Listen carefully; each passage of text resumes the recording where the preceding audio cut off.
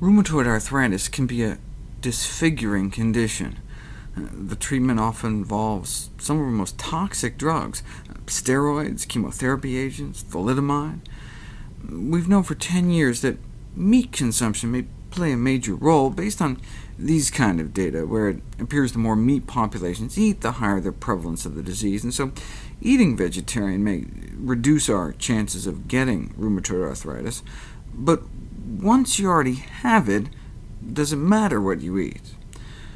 Vegetarian diets can be used to successfully treat rheumatoid arthritis. Fact or fiction? Fact. Nearly every single study ever published on the matter has shown that vegetarian diets can indeed be used to successfully treat the disease.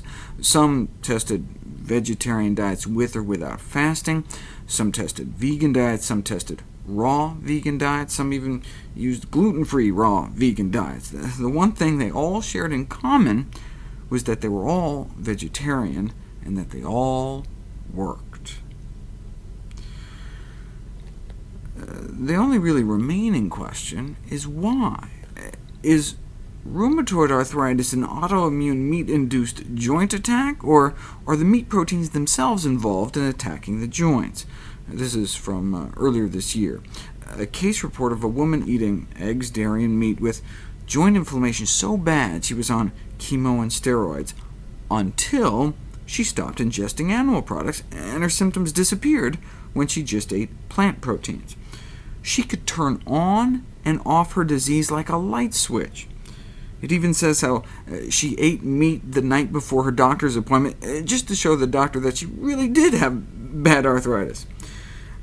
When susceptible people put all these foreign animal proteins in their body, one of two things may happen. When we nibble on the cartilage at the end of a chicken's leg, our immune system may react to these foreign cartilage proteins by producing anti-cartilage antibodies that may get confused and start attacking our own cartilage. That's what they mean by meat-induced joint attack. The other possibility is that even if there are no cross-reactivity confusion, the immune complexes formed by the meat proteins in our antibodies may migrate into our joints and trigger inflammation that way.